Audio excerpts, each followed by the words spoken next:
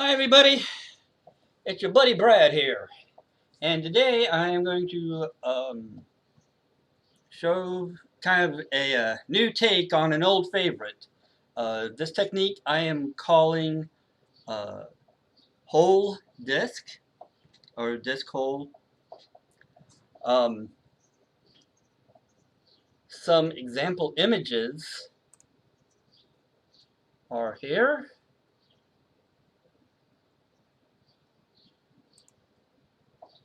here,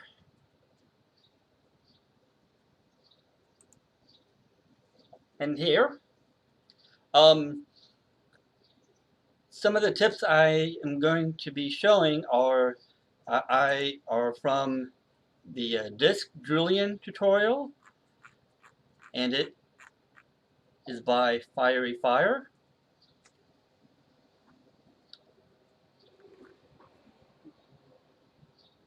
But even though this technique is similar, I think it is different enough to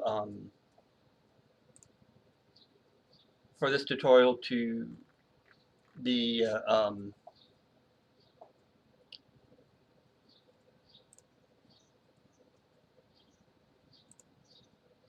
to be helpful. Um, Here's some other examples that I've done.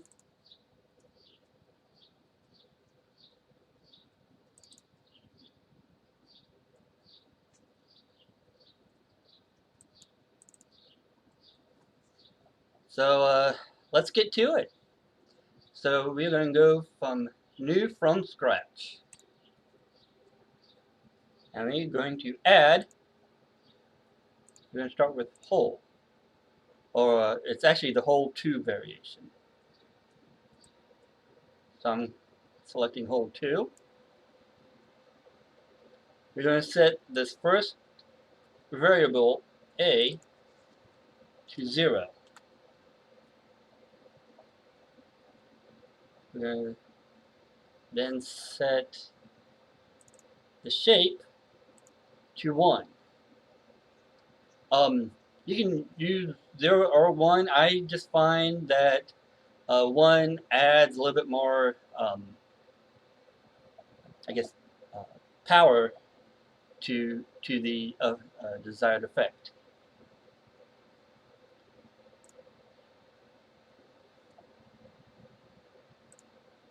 And so first we're going to use disk, and then select disk.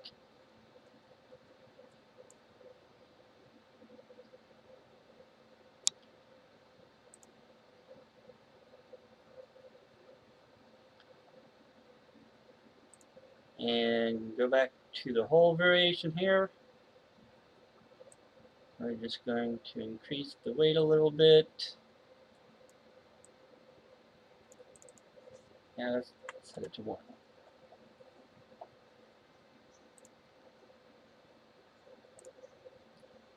Then we're going to zoom in a little here.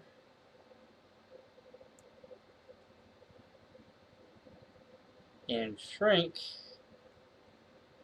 the disk triangle a bit. I'm trying to go for it enough to be even on both sides.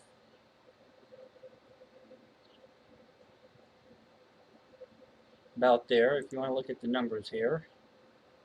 265.265. That looked good. Now I'm just rotating the whole variation.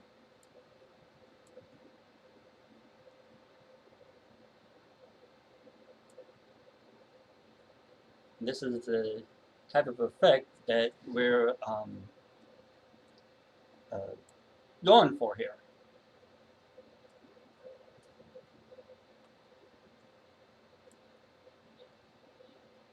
So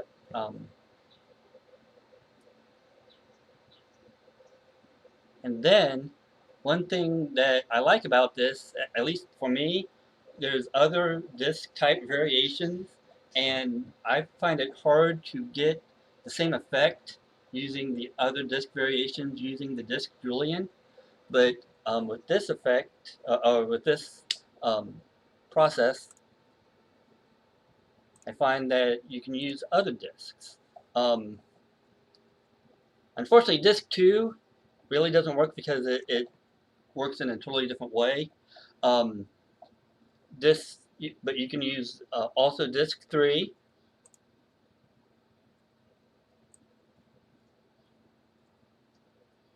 Especially changing these bottom two variables here, you can get a nice kind of wave effect. Oh, not that one. You don't want to shrink it.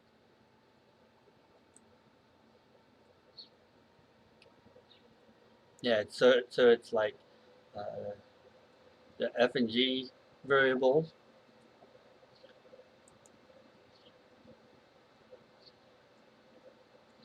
And then we have eDisk, which is right here, eDisk. But then we need to bring up the triangle. And what we'll want is for this section here and this section here to kind of meet.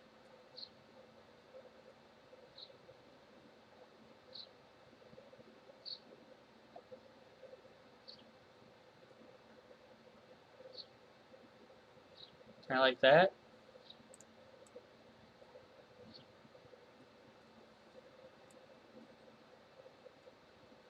We can also increase the hole and decrease the disk.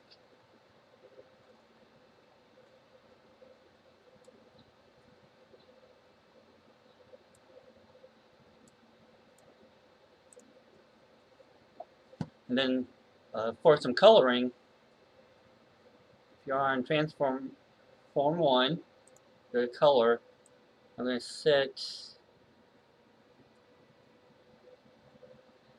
this to point, well, let's go 98. That's good.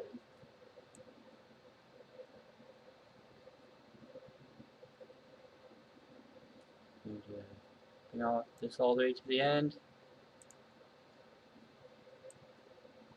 And then on the second transform, that's the coloring some more.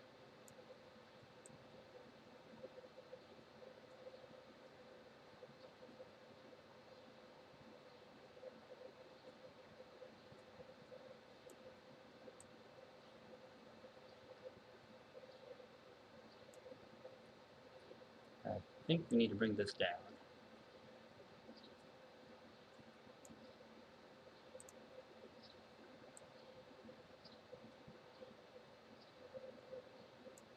Bring down the speed some here.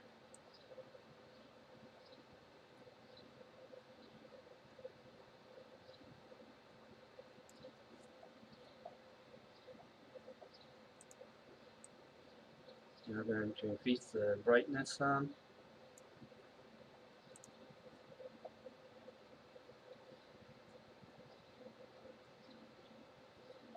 That's good enough right now.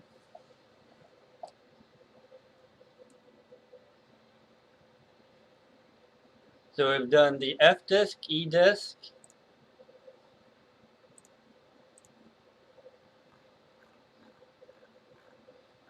Then we have I disk.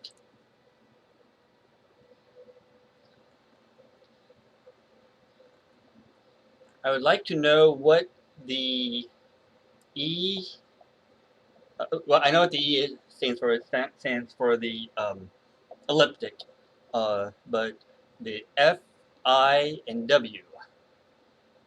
I do not know what the differences, the F, I, and W stand for in the respective disks.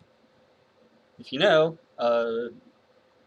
please put a comment at the bottom, and that'd be great. Well, let me know, and I will add a comment, or if I find out, I will add a comment on this tutorial.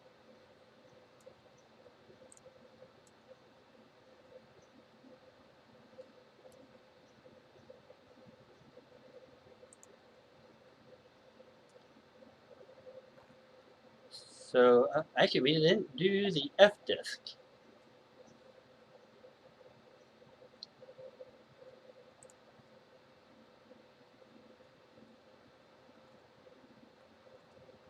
Especially with F disk, I find doing the Julien disk very hard to do because it doesn't. It kind of acts in a spiral, but you see here we can get it very nicely with this technique.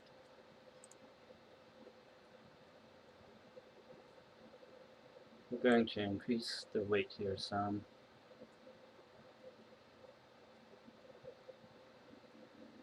Oh, that's better.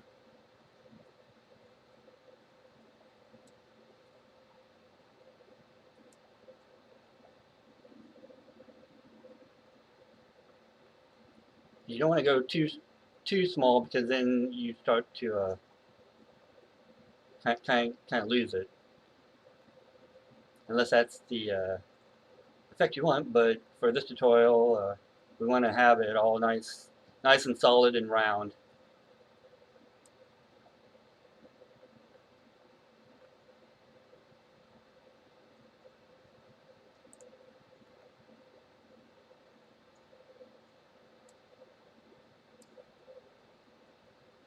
So now we've done the E disk, the I disk, F disk. Now we're going to come all the way down here and select W disk.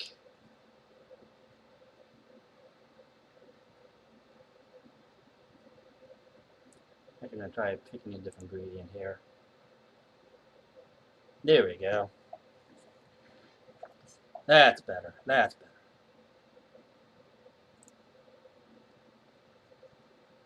I wish I didn't have that black in it. Let's see if we can get rid of that somehow.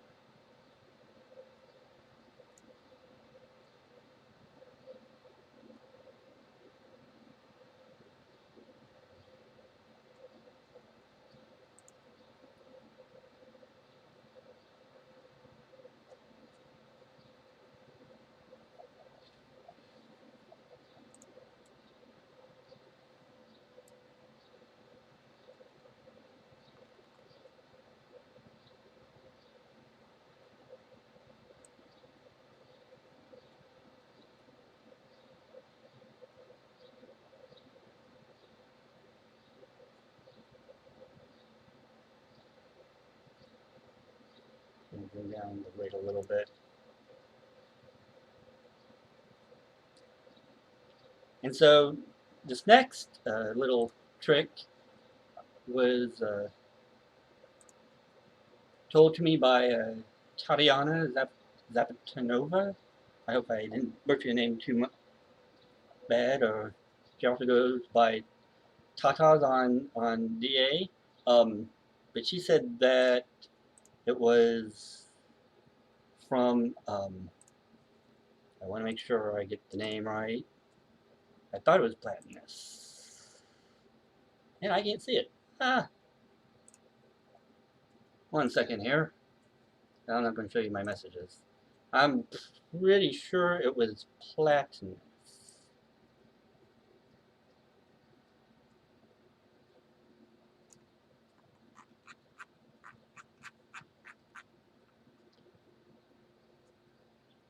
Yes, it is from Platinus.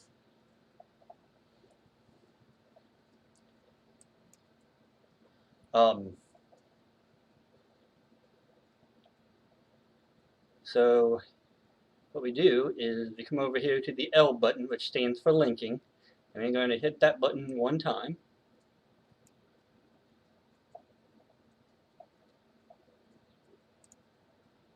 And we are going to select wedge, the wedge variation, right here.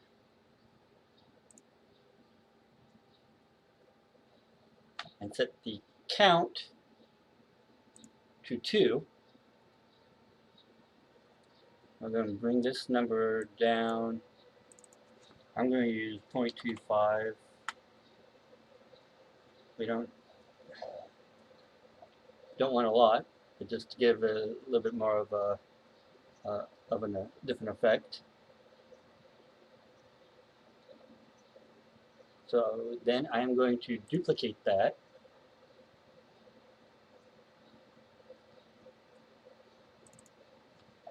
And start off with adding 3.25.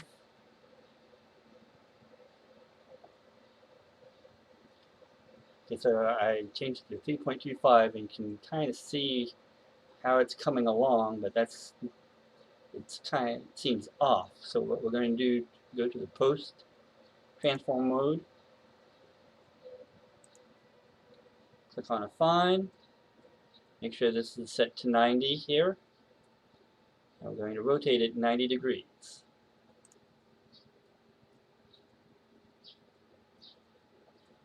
Then if you see here, we still have some black space. So come back to the nonlinear tab. We're going to adjust this until it fits. We don't want it to overlap. We just want it to be right on the edge. For this, I'm going to activate the Find Edit button.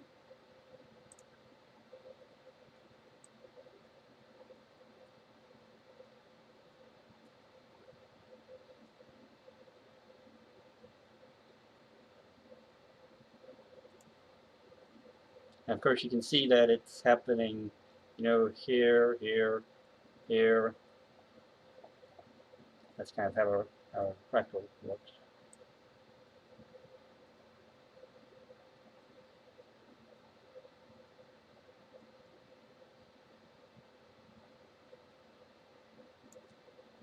And then we're going to lower the weight on this one quite a bit.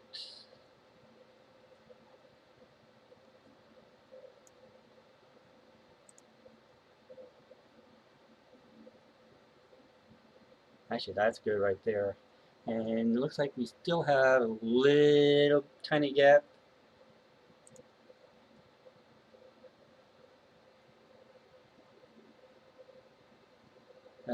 So that looks like it fits pretty well now. So if you want to look, 0.25, and then on the second wedge we have 3.39.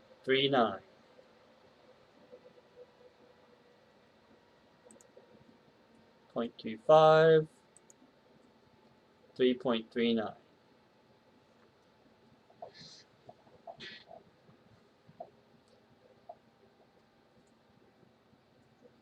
And I am sure there's probably some, because it's increased by pi, which is 3.14.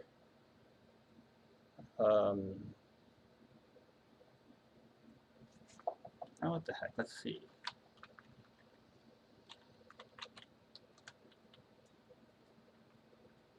.14 plus 0.25. Well, that's the way you get the exact number for this angle then. So whatever this number is, you add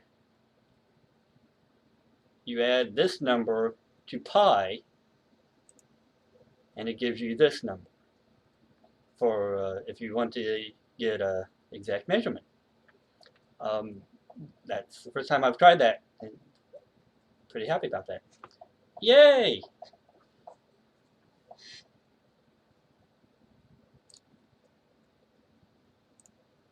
And so then we can still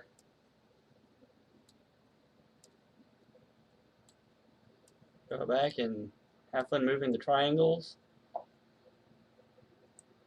And then we can even start moving this around to give us some cool effects. This is what is really good about this process too. I like.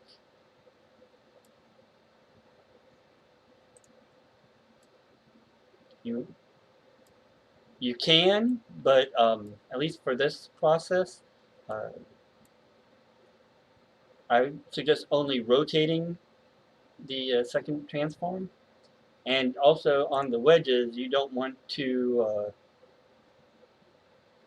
scale them, or else it changes the size and it causes gaps. And we're trying to go for gapless. But if you want gaps, you can come up here to the hole 2, and on the C, we're going to increase this number here.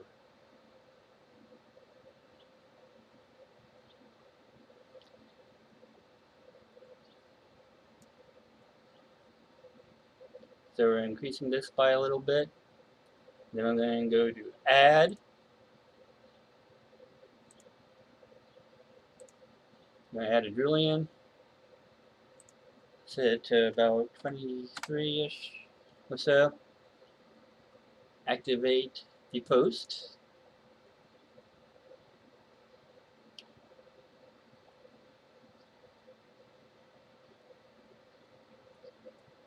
So I'm just increasing it some. I'm going to for the distortion and bringing it down. Of course, for filling the gaps like this, then I suggest looking at the Disc Julien tutorial, and they go into uh, um, get into this more in detail. And let's see, we're actually going to decrease this weight here.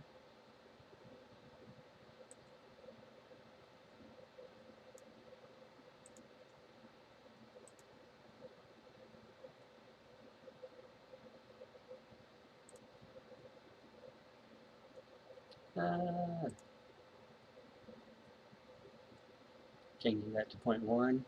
That's pretty good. Here you can shrink it down a little bit.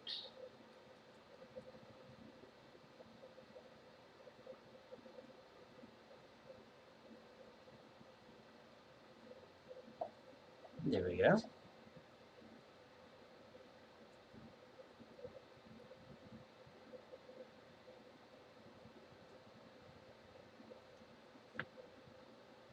And then for I really like using on finals for this.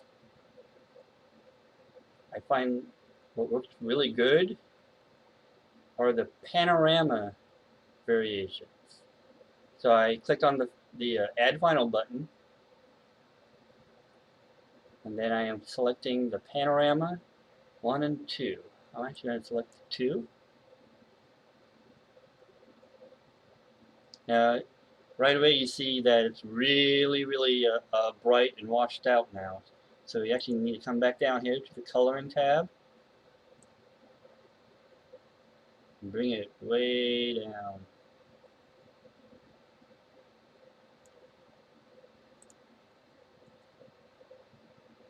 Do a quick render on that. That looks better. And then adjust the pixels per unit.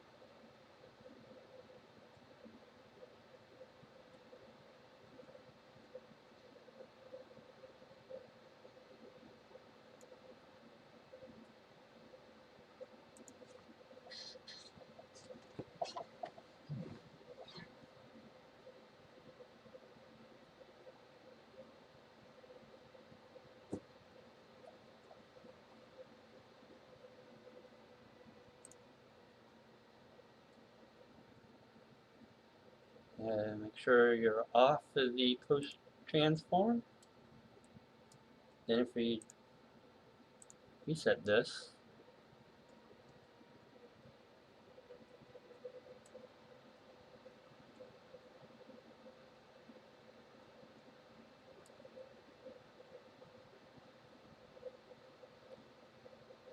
actually we might even have to decrease the brightness even more here. becomes really bright.